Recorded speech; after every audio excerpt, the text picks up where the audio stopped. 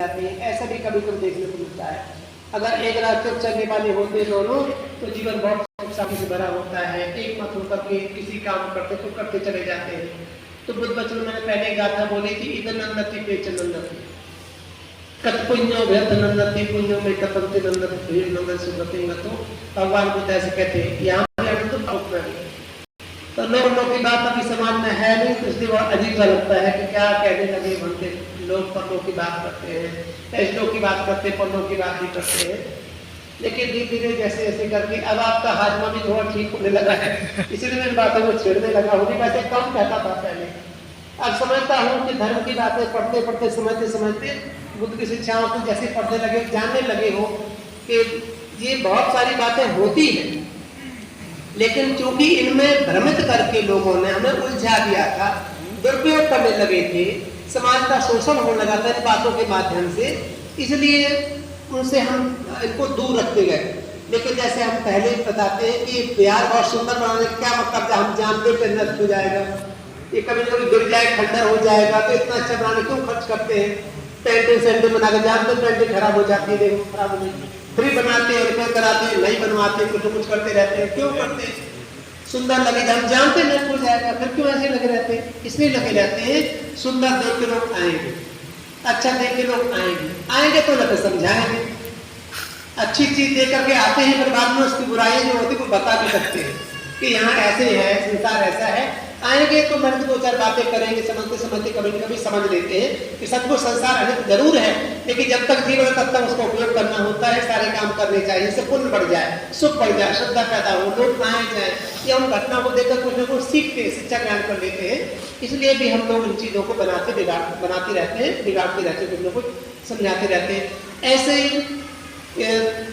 जिन बातों को बताने के लिए इस लोग की पन्नों की बात नहीं करते थे, यही सब कुछ है, यही सब कुछ है, ऐसा कहते थे। लेकिन धीरे धीरे करके लोग समझने लगे कि जातक कथाओं पढ़ने लगे कि बहुत कुछ ऐसा है। बहुत सारे लोग इसके प्रमाण मिल जाते हैं कि पहले पहले वो थे तो क्या थे, अब है तो क्या है, कैसे कैसे साथ हुआ, बहुत सारी बातें मिलने लगी हैं। इसी संबंध भगवान बुद्ध के समय जानते विशाखा नाम की उपासिका बड़ी धार्मिक है, बड़ी श्रद्धावान धार्मिक है। उन दोनों जो उपासिकाएं थी उनमें अग्र स्थान रखती, वो अग्र स्थान इसलिए रखती कि उसने अपने आभूषण को बेच करके, हमने कई बार बात बताई आपको, तो आभूषण बेच करके उसने बिहार बना के, उन दोनों 27 करोड़ का बिहार बना के दान दिया था अकेली उपासिका ने, विशाखा ने। अनाथ पिंडक में 54 करोड़ का बिहार दान दिया था बना करके, जिसके जितने खंडर पड़े हुए हैं, ऊपर आम कभी थोड़े से खंडर रह गए हैं, वो कब्जा कर लिया, गाँव फंस गया वहाँ, लेकिन फिर भी निशान उसके हैं, मृगार माता का बनाया हुआ बिहार। तो वो मृगा माता भगवान बुद्ध के पास जाती रहती, मृगा से कि वो सनी का नहीं तो ससुर था वैसे तो उनका, लेकिन कंजूस था तो वो सद्दावर बना देती है।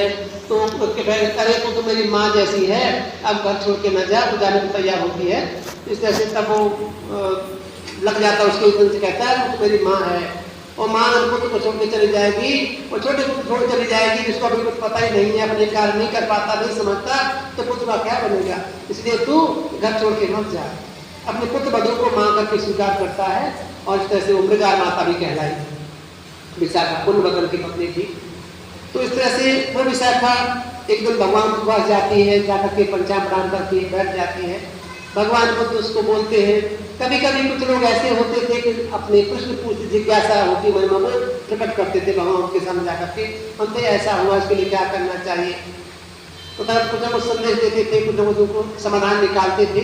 तो ये उपासिका जब जाती है, बैठ जाती है, भगवान बुद्ध बोले उसको उपासिका को, विशाखा जानती समझती हो कि कोई भी उपासिका शिवराम सदाचारी हो, कुशल कर्मों में लगी रहने वाली हो, और इन वो 4 बातों को जीवन में उतारकर चलने वाली हो, तो अपना यही लोक जीवन सुधार लेती है, यानी इस लोक पर विजय प्राप्त कर लेती है।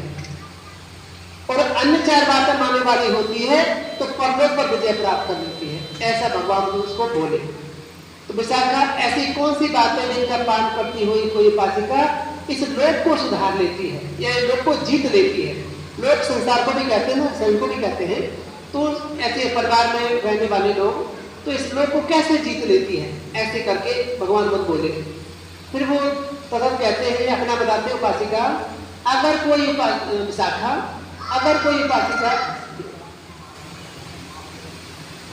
सुसम्मिलिता कम्मनता हो तो सुसम्मिलित घर के सभी कार्यों को ठीक से करने वाली होती है। दूसरा उसका होता है वो पूरे परिवार को इकट्ठा रखते करते हैं, संगठित कर देना हमेशा पूरे परिवार को संगठित रखती है, एकता बद्ध रखती है, मिलाकर रखती है सबको। और वो पति के अनुकूल आचरण करने वाली होती है। और चौथी बात, वो पति कमाई संपत्ति की रक्षा करने वाली होती है। इन चार बातों से युक्त होकर के कोई भी उपासिका इस लोक को जीत लेती है। तो विशाखा कैसे जीत लेती है? यानी सुसम्मिलिता